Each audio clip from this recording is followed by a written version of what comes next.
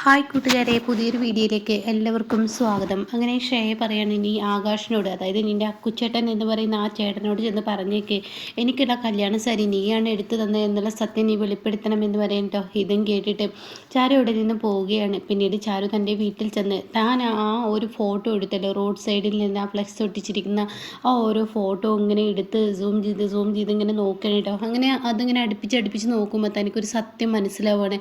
ഇത് തൻ്റെ അക്കുച്ചേട്ടനല്ല, കാരണം ഇത് വേറെ ആരോ ആളെ വെച്ചിട്ട് ഇവൾ കൃത്രിമമായി ഉണ്ടാക്കിയെടുത്ത ഫോട്ടോ ആണെന്ന് മനസ്സിലാവാൻ കേട്ടോ. അതായത് ഇവളുടെ സഹായത്തോടു കൂടി അങ്ങനെയൊക്കെ ചെയ്തതാണെന്ന് മനസ്സിലാവാൻ കേട്ടോ. കാരണം ആകാശിൻ്റെ കയ്യിലൊരു മോതിരം ഉണ്ടാവും, വിരലിലൊരു മോതിരം ഉണ്ടാവും. ആ മോതിരം ആ ഫോട്ടോയിൽ കാണാനില്ല കേട്ടോ. അപ്പം എൻ്റെ ആകാശേട്ടൻ ഏതോ കാലത്ത് ഇട്ടിരുന്ന ആ ഒരു ഫോട്ടോ ഉണ്ടല്ലോ, അതിപ്പോൾ കാണാനില്ലല്ലോ. അപ്പം അതിനർത്ഥം ഇത് തീർച്ചയായും അവരെല്ലാം എന്നുള്ള സത്യം മനസ്സിലാക്കാൻ കേട്ടോ. അങ്ങനെ ഈ സമയം താൻ ഇനി എന്താ ചെയ്യേണ്ടതെന്ന് ഇങ്ങനെ ഓർത്തിട്ട് താനിങ്ങനെ കുറച്ച് നിമിഷം ഇങ്ങനെ ആലോചിച്ച് നിൽക്കുമ്പോഴാണ് തൻ്റെ മുന്നിലൊരു കാര്യം ഓർമ്മ വരുന്നത്. തൻ്റെ ആകാശേട്ടൻ്റെ ഫോണ്, അതായത് അക്കുച്ചേട്ടൻ്റെ ഫോണ് മാഷിനെ ഏൽപ്പിച്ചായിട്ടോ, ബാലമാമയെ ഏൽപ്പിച്ച ആ കാര്യത്തെക്കുറിച്ച് ഓർമ്മ വരികയാണ്. പിന്നീട് ഒന്നും നിൽക്കില്ല, ബാലമാമയുടെ അരികിലോട്ട് പോവാണ്. ബാലമാമ, ഞാനൊരു കാര്യം ചോദിക്കാനാണ് വന്നത്, എന്താ മോളെ വേണ്ടത്? അതെ, ആകാശേട്ടൻ്റെ ഫോണ് ബാലമാമയുടെ കയ്യിലില്ലേ, അതെവിടെ ഇരിക്കുന്നതെന്ന് പറഞ്ഞാൽ ഞാൻ പോയി എടുത്തോളാം, അതിനൊന്നും ആവശ്യമില്ല, ഞാൻ എടുത്ത് കൊണ്ടുവരാമെന്ന് പറഞ്ഞിട്ട് ബാലമാമ അങ്ങോട്ടേക്ക് എടുക്കാൻ പോവാണ് കേട്ടോ. പിന്നീടാണെങ്കിലോ ബാലമാമ ഫോൺ എടുത്ത് കൊണ്ടുവന്നിട്ട് ഇതെന്തിനാന്ന് ചോദിക്കുമ്പോൾ അതൊക്കെ ബാലമാമ ഞാൻ പറയാമെന്ന് പറഞ്ഞിട്ട് അവിടെ നിന്ന് ഇറങ്ങുന്നുണ്ട്. അങ്ങനെ ഈ ഫോണിൻ്റെ ലോക്ക് അറിയില്ലല്ലോ ചാരുവിന്. അങ്ങനെ ഫോണ് നേരെ ലോക്ക് ഓപ്പൺ ചെയ്യാൻ വേണ്ടി ഒരു മൊബൈൽ ഷോപ്പിന് കണക്ട് ചെയ്യുന്നുണ്ട് കേട്ടോ. പിന്നീട് ആ ഫോൺ ഓപ്പൺ ചെയ്യാണ്. അതിനുശേഷം താൻ സൗമ്യയുടെ നമ്പർ അതിൽ നിന്ന് എടുക്കുകയാണ് കേട്ടോ. എന്നിട്ട് സൗമ്യക്ക് വിളിക്കുകയാണ്, സൗമ്യയെ ഞാൻ നിങ്ങളുടെ ഓഫീസിൻ്റെ നേരെ മുന്നിലുള്ള ആ ചായക്കടയിലുണ്ട്, ഇനി ഒന്ന് ഇങ്ങോട്ടേക്ക് വരാമോ എന്ന് ചോദിക്കുകയാണ്. അപ്പോൾ എന്താ വേണ്ടതെന്ന് ചോദിക്കുകയാണ്. അങ്ങനെ വരുമോ എന്ന് ചോദിച്ചുടനെ ആ ശരി വരാമെന്ന് പറയണം. അങ്ങനെ സൗമ്യ വരികയാണ്. അപ്പോൾ സൗമ്യ വന്നോട് തന്നെ സൗമ്യക്ക് വലിയ മൈൻഡൊന്നുമില്ല കേട്ടോ. അപ്പോൾ സൗമ്യ, എന്താ ചാരു, എന്തിനാണ് നീ എന്നെ വിളിച്ചത്? അത് ഞാൻ ആകാശേട്ടൻ്റെ ഒരു കാര്യം പറയാൻ വേണ്ടിയാണ്. എൻ്റെ ആകാശേട്ടൻ ആരോടും ഒരു തെറ്റും ചെയ്യാൻ കഴിയില്ലെന്ന് സൗമ്യക്ക് അറിയില്ല. അത് കേട്ടോടെ തന്നെ ഇപ്പോൾ എനിക്ക് നന്നായി അറിയാം ആകാശിൻ്റെ സ്വഭാവം. എന്നാലും ഞങ്ങളുടെ ഓഫീസിലുള്ള ചീഫ് എഞ്ചിനീയർ ഭയങ്കര മോശമാണ് ശ്രേയ. പക്ഷേ എന്നാലും ഒരു പെൺകുട്ടി എത്രമാത്രം നാട് മുഴുവൻ പരിഹസിക്കേണ്ട ആവശ്യം, അപമാനപ്പെടുത്തേണ്ട ആവശ്യമൊന്നും ആകാശിനില്ലായിരുന്നു. ആകാശ് ചെയ്തത് തെറ്റ് തന്നെ എന്ന് പറയും കേട്ടോ. അപ്പോൾ ഇത് കേട്ടോടെ തന്നെ ഇനി എന്താ ഇങ്ങനെയൊക്കെ സംസാരിക്കുന്നത്? ഒരിക്കലും ആകാശം ഒന്നും ചെയ്യില്ല, ആരോടൊന്നും ചെയ്യില്ല സൗമ്യ, നീ അത് മനസ്സിലാക്കുക. എൻ്റെ അക്കുച്ചേട്ടനെ ആരെയും ഉപദ്രവിക്കാൻ അറിയോ? നിങ്ങളൊക്കെ കൺമുന്നിൽ കണ്ടിരുന്ന ഒരു കാര്യം നിങ്ങൾ മനസ്സിലാക്കണം. എത്ര ദിവസങ്ങളായി എൻ്റെ അക്കുച്ചേട്ടനെ എല്ലാവരും ഇട്ട് ഉപദ്രവിക്കുന്നത്, പ്രത്യേകിച്ച് ചീഫ് എഞ്ചിനീയർ ശ്രേയ. അവൾ ഉപദ്രവിച്ചതിന് മുകളിലൂടെ ഇട്ട് ഉപദ്രവിക്കില്ല. അപ്പോൾ ഇതും അവളുടെ കളികളായിക്കൂടെ? എന്താ നീ പറഞ്ഞു വരുന്നത്? അതെ, നീ ആകാശേട്ടനോട് സ്നേഹമുണ്ടെങ്കിൽ നീ എനിക്കൊരു ഉപകാരം ചെയ്യണം. എന്താ വേണ്ടത്? അവിടുത്തെ CCTV ഫുട്ടേജ് തന്നെ എനിക്ക് എടുത്തു തരാൻ പറ്റുമോ? അത് കേട്ടോടനെ, ഓ അതിനെന്താ, അത് ഞാൻ എടുത്തു തരാം, അതിലെന്താ നിനക്ക് ചെയ്യാൻ പറ്റുക, അതൊക്കെ ഞാൻ പറഞ്ഞു തരാം, നീ എടുത്തു തരുമല്ലേ? അത് ഞാൻ എടുത്തു തരാമെന്ന് പറയാൻ കേട്ടോ. പിന്നീടൊന്നും നോക്കില്ല. അങ്ങനെ സൗമ്യ അവിടെ നിന്ന് പോവുകയാണ് കേട്ടോ. സൗമ്യ പതിയെ അവിടെ ചെല്ലാണ്. അപ്പോൾ ദിലീപ് അവിടെ ഉണ്ടാവും കേട്ടോ. അപ്പോൾ ദിലീപ് അല്ല, അവിടുത്തെ സെക്യൂരിറ്റി ഉണ്ടാവും കേട്ടോ. അപ്പോൾ അയാൾ എന്താ ഇവിടെ എന്ന് ചോദിക്കാൻ കേട്ടോ. അതെ, നമ്മുടെ CCTV വർക്കാവുണ്ടോ എന്നുള്ള കാര്യങ്ങളൊക്കെ നമ്മൾ ചെക്ക് ചെയ്യേണ്ട ആവശ്യം നമുക്കുണ്ടല്ലോ, ഉത്തരവാദിത്തം. ഓ, അത് ഞാൻ മറന്നിരിക്കുന്നത്, ഞാൻ ചെക്ക് ചെയ്തോളാം. CCTV ഒക്കെ ഓക്കെ അല്ലേ, വിജിലൻസ് ഇങ്ങോട്ടേക്ക് വരുന്നുണ്ടെന്നോ, അങ്ങനെ 2 ദിവസത്തിനുള്ളിൽ എന്തൊക്കെ ചെക്കിങ് ഉണ്ടെന്നോ എന്തൊക്കെ പറഞ്ഞു കേട്ടോ. അപ്പോൾ അവർ ഇനി CCTV ഫുട്ടേജ് ശ്രദ്ധിക്കും. അപ്പോൾ ഇതിൽ വർക്കായില്ലെങ്കിൽ അവർ പിന്നീട് അതായിരിക്കും നമ്മുടെ പേരിൽ പ്രശ്നം ഉണ്ടാക്കാൻ, ഞാനതൊന്ന് ചെക്ക് ചെയ്യട്ടെ എന്ന് പറയട്ടെ. ഓ, അതിനെന്താ ചെക്ക് ചെയ്തോളൂ എന്ന് പറഞ്ഞിട്ട് അയാൾ അങ്ങനെ പോവുകയാണ്. പിന്നീട് സൗമ്യ ഈ CCTV ഫുട്ടേജ് ഇങ്ങനെ എടുക്കണം കേട്ടോ. ആ സമയം പുറത്താണെങ്കിലോ ഇവിടെ ഇങ്ങനെ ചാരു നിൽക്കുന്നുണ്ട്. സൗമ്യ ഇങ്ങനെ ഓരോ CCTV ഫുട്ടേജ് ഇങ്ങനെ എടുക്കുമ്പോഴാണ് ആരുമില്ലാത്തൊരു സമയം നേരം നോക്കിയിട്ട് ശ്രേയ ആകാശിൻ്റെ കസേരയിലോട്ട് പോകുന്ന ആ ഒരു രംഗം കേട്ടോ. അപ്പോൾ ഈ സമയം ഇതാണ് ചാരു ഉദ്ദേശിക്കുന്നത്. അപ്പോൾ ഈ ഒരു കോപ്പി എടുക്കുക, ഇതിപ്പോൾ എന്തിൽ കോപ്പി ചെയ്തെടുക്കും എന്നൊക്കെയാണ് ചിന്തിക്കുമ്പോൾ തൻ്റെ കയ്യിൽ പെൻഡ്രൈവ് ഉണ്ടാവും കേട്ടോ. അതിലോട്ട് കോപ്പി ചെയ്യാം എന്ന് പറയുകയാണ്. അപ്പോഴേക്കും അവിടെ ശ്രേയ വരികയാണ്. അപ്പോഴത്തേന് പെട്ടെന്ന് ഇത് കോപ്പി ചെയ്ത് താനത് പെട്ടെന്ന് അവിടെ നിന്ന് എടുത്തു കൊണ്ടുപോവാണ്. ഇതേ സമയം ഷേയ അകത്തോട്ടും പോയി, സൗമ്യയാണെങ്കിൽ പുറത്തോട്ടും വരികയാണ്. അങ്ങനെ ചാരു പുറത്ത് നിൽക്കുന്നുണ്ടാവും. അപ്പോൾ ചാരുവിനോട് പറയണം, ഇനി ആവശ്യപ്പെട്ട ഫുട്ടേജ് ഇതിലുണ്ട്, അപ്പോൾ എന്തായാലും ഇതിൽ ഇനി എന്താ വേണ്ടിച്ച് എടുത്തോളൂ എന്ന് പറയണം കേട്ടോ.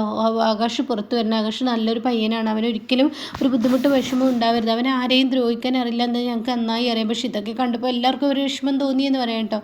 എന്നാൽ ഈ സമയം ഇപ്പുറത്ത് ഷേയുടെ അമ്മയാണ് കാണിക്കുന്നത്. അത് മുന്നേ കാണിക്കുന്നുണ്ട് കേട്ടോ, ഞാൻ പറയാൻ വിട്ടുപോയതാണ്.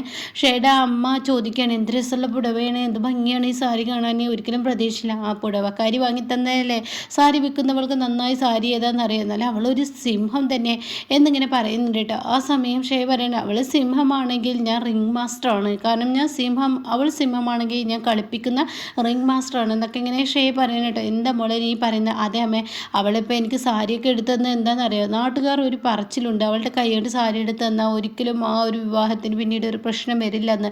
അപ്പോൾ ആ സത്യം കൂടി ഇപ്പോൾ ഇതിലൂടെ അറിയാൻ കഴിയും, അതുകൊണ്ട് അവളെ കൊണ്ട് ഞാൻ സാരി എടുപ്പിച്ചത്. പിന്നെ അമ്മ വിചാരിക്കുന്നത് പോലെ ആ ഒരു ഫ്ലക്സൊക്കെ ആരാണ് റോട്ടിൽ ഒട്ടിച്ചതെന്ന് അമ്മയുടെ വിചാരം ആ ആകാശമല്ല, അതെന്ത് അവന് നിന്നോട് ദേഷ്യമില്ലേ? എൻ്റെ അമ്മ അയാളൊന്നല്ല, ഞാൻ തന്നെയാണ് ചെയ്തത്. എടി നീ തന്നെ നിൻ്റെ തലയിൽ മണ്ണ് വാരിയിടുകയാണോ? അത് കേട്ടോടെ തന്നെ ഞാൻ മണ്ണ് വാരിയിട്ടല്ല ചെയ്തത്, ആളുകളുടെ സിമ്പതിയും ബഹുമാനവും ഒക്കെ എനിക്കിപ്പോൾ കിട്ടി, കാരണം ഒരു ചതിയൻ ചെക്കൻ എന്നെ സ്നേഹിച്ചു എന്നുള്ളതിൽ അങ്ങനെയൊക്കെ ചെയ്യാൻ പാടില്ലായിരുന്നു എന്ന് ആളുകൾ പറച്ചിൽ തുടങ്ങി. നമുക്ക് ഇതിൻ്റെ സീരിയസ്നെസ് അറിയായിട്ട് എന്നൊക്കെ ഞാൻ പറയുന്നുണ്ട് കേട്ടോ. ഇതേ സമയം ഇതങ്ങ് പറഞ്ഞ ഉടൻ തന്നെ നീ പറയുന്നത് അതെ അമ്മേ, ഈ ഒരു പറച്ചിലും ഈ ഒരു പ്രവൃത്തിയും കൊണ്ട് ഞാൻ റിംഗ് മാസ്റ്ററാണെന്ന് പറഞ്ഞതിൻ്റെ അർത്ഥം അതാണ്. അതായത് ഞാൻ ഇങ്ങനെയൊക്കെ ചെയ്തത് കൊണ്ടാണ് എൻ്റെ കാൽച്ചുവട്ടിൽ ഈ സിംഹം എന്ന് പറയുന്ന ചാരു എത്തിയത്. അവൾ ഭയങ്കര ബുദ്ധി, അവൾക്ക് അപാര ബുദ്ധിയാണ്, അവളെ അങ്ങനെ അങ്ങ് അമ്മ കുറച്ച് കാണണ്ട. അവൾ എൻ്റെ കാൽക്കഴിയിൽ എത്തിയതും അതുപോലെ തന്നെ വിവാഹം വരെ എല്ലാ കാര്യങ്ങളും ചെയ്യാമെന്ന് പറഞ്ഞതും ഒക്കെ ഇതാണെന്ന് പറയാം കേട്ടോ. അപ്പോൾ ഈ സമയം ഇതൊക്കെ കേൾക്കുമ്പോൾ ഉടൻ തന്നെ നമുക്ക് കൊള്ളാം എന്ന് തോന്നുകയാണ് കേട്ടോ. എന്തായാലും നീ ഇത്രയൊക്കെ ചെയ്യുമെന്ന് ഞാൻ ഒരിക്കലും പ്രതീക്ഷിച്ചില്ല എന്ന് പറയുന്നുണ്ട് കേട്ടോ. പിന്നീട് കാണിക്കുന്നത് ചാരു തൻ്റെ അനിയത്തിക്ക് വിളിക്കുകയാണ്. എടി നീ എവിടെയാണ്? ഞാൻ വീട്ടിലുണ്ട്, എന്നാൽ നീ പെട്ടെന്ന് വാ എന്ന് പറയണേ. എന്തിനാ ചേച്ചി? നീ വരുമ്പോൾ ലാപ്ടോപ്പും കൂടി എടുത്തോ, ഞാൻ ഈ ആകാശേട്ടൻ്റെ കമ്പനിയുടെ മുന്നിൽ ജോലി ചെയ്യുന്ന സ്ഥലത്ത് മുന്നിലുണ്ടെന്ന് പറയട്ടോ. ഓക്കെ ഞാൻ വരാമെന്ന് പറയണേ. എന്നാൽ അമ്മയും അച്ഛനും ഇത് അറിയാൻ പാടില്ല, അവരറിഞ്ഞ പ്രശ്നമാവും എന്നിങ്ങനെ പറയുന്നുണ്ട് കേട്ടോ. ഓക്കെ എന്നും പറഞ്ഞിട്ട് പിന്നീട് അവർ വരുന്ന ഒരു രംഗമാണ്, അവൾ വരുന്ന രംഗമാണ്. അങ്ങനെ എന്തിനാ ചേച്ചി വിളിച്ചത്? ഞാൻ ഈ പെൻഡ്രൈവ് തരാൻ ഇതിലിട് എന്ന് പറയണേ. അങ്ങനെ അത് ഇട്ടിട്ട് ഇവർ ഈ വിഷലിങ്ങനെ കാണുകയാണ്. അപ്പോൾ ഷേയ കാണാൻ എല്ലാവരും ജോലി കഴിഞ്ഞ് പോയതിന് ശേഷം ഷേയ ആകാശിൻ്റെ ചെയറിലിരുന്ന് ആ മെയിൽ ഐ ഡി വെച്ചിട്ട് പിന്നീട് ഈ ഫോട്ടോസുകളൊക്കെ ഇങ്ങനെ അങ്ങനെ പബ്ലിക്കാക്കുന്ന ആ ഒരു രംഗം കേട്ടോ. അപ്പോൾ ഇത് നന്നായി തന്നെ CCTVയിൽ കാണണം. അപ്പോൾ ഈശ്വര ആളുകൾ ആരെങ്കിലും കാണുക വെച്ചിട്ട് ഇവർ നാലുപുറം നോക്കുന്നുണ്ട്. അത്രയും ചീപ്പ് പ്രവൃത്തിയാണ് ഷെയർ ചെയ്തിരിക്കുന്നത്. അങ്ങനെ ചാരുവിന് ആത്മവിശ്വാസമാവണം, അവളെ പോലെ ഒരു ചതിയെ ഈ ലോകത്തുണ്ടാവില്ല എന്നുള്ള ആത്മവിശ്വാസം ചാരുവിൽ വരികയാണ്. അങ്ങനെ ഷേയോട് പറയണേ, ഷേയെ ഇതിൻ്റെ ഒരു കോപ്പി നീ എടുക്കുകയെന്ന് പറയാം. അപ്പോൾ ഷേ പറയണത് അത് വേണ്ട, ഇത് മെയിൽ ഐ ഡിയിൽ കിടക്കട്ടെ, കാരണം ഇതെന്തെങ്കിലും എപ്പോഴെങ്കിലും ആവശ്യം വരും, കോപ്പിയൊക്കെ എടുത്താൽ ഡിലീറ്റ് ആയി പോകും. മെയിൽ ഐ ഡിയിലോട്ട് വെച്ച് കഴിഞ്ഞാൽ ഏത് സമയം നമുക്കത് എടുക്കാം, അന്ന് എങ്ങനെ നീ ചെയ്തോ, നീ പൊയ്ക്കോ എന്ന് പറയണം. അങ്ങനെ പെൻഡ്രൈവ് ഊരിയിട്ട് നേരെ ഷേയുടെ മുന്നിലോട്ടാണ് കേട്ടോ ഈ സമയം ചാരു പോകുന്നത്. അപ്പോൾ ചാരുവിനെ കണ്ട ഉടനെ തന്നെ ഷേ പറയണേ, നിന്നെ ഞാൻ വിളിക്കാനിരിക്കുകയായിരുന്നു, നിന്നെ വിളിക്കാൻ സമയം നീ ഇങ്ങോട്ടേക്ക് എത്തി. അല്ലടി എനിക്ക് സാരി എടുത്തെന്ന കാര്യം നിൻ്റെ അക്കുച്ചേട്ടൻ എന്ന് പറയുന്ന പരിഹാസത്തോടു കൂടിയാണ് അത് പറയുന്നത് കേട്ടോ. അക്കുച്ചേട്ടൻ എന്ന് പറയുന്നവനെ നീ വിളിച്ചു പറഞ്ഞോ? അപ്പോൾ അത് കേട്ട ഉടൻ തന്നെ ഷേയോട് പറയണ ചാരു ഇല്ല ഞാൻ പറഞ്ഞിട്ടില്ല, പോയി കണ്ടില്ല, ഇല്ല കണ്ടിട്ടില്ല, അതെന്തുകൊണ്ട് കണ്ടില്ല? നീ ചെന്ന് പറയണം എനിക്ക് പുടവെടുത്ത് ഞാനാണെന്ന് നീയാണെന്ന് എന്നുള്ള സത്യം. നീ ഒരു കാര്യം ചിന്തിക്കണം, നിൻ്റെ അക്കുച്ചേട്ടൻ അങ്ങനെയൊക്കെ പറഞ്ഞ് പരിഹസിക്കുകയാണ് കേട്ടോ. അക്കുച്ചേട്ടൻ ഒരിക്കലും പുറത്തിറങ്ങില്ല, അത് നീ മനസ്സിലാക്ക്. അത് എൻ്റെ കല്യാണത്തലേന്ന് അതല്ലെങ്കിൽ കല്യാണത്തിൻ്റെ അന്നൊക്കെ പുറത്തിറങ്ങണം. അപ്പോൾ ഈ സത്യങ്ങളൊക്കെ അയാൾ അറിയട്ടെ, അയാളുടെ മനസ്സമാധാനം പോട്ടെ എന്നൊക്കെ ഇങ്ങനെ പറയാൻ കേട്ടോ. അപ്പോൾ ഈ സമയം ഷേയയോട് പറയാണ് ചാരു, എടി നീ വിചാരിക്കുന്നത് പോലെയൊന്നുമല്ല, എൻ്റെ അക്കുച്ചേട്ടനെ പുറത്തിറക്കാൻ എനിക്ക് നന്നായിട്ട് അറിയാം. ഈ നിമിഷം ഇന്നേ ദിവസം എൻ്റെ അക്കുച്ചേട്ടൻ പുറത്തിറങ്ങുമെന്ന് പറയണം കേട്ടോ. അപ്പം അത് കേട്ടുകൊണ്ട് തന്നെ ശ്രേയ ഒന്ന് പേടിച്ചു കേട്ടോ. എന്താടി നീ പറഞ്ഞത്? അതെ, ഈ ഈ പെൻഡ്രൈവിലുണ്ട് നീ കാണിച്ചു വെച്ച ഓരോ തെമ്മാടിത്തരങ്ങൾ ഇതിലുണ്ട്. ഞാൻ എനിക്ക് കാണിച്ചത്, എനിക്ക് നേരമില്ല എന്നോട് സംസാരിക്കാൻ, എനിക്ക് നേരമൊന്നുമില്ല, ഞാൻ പോവാം.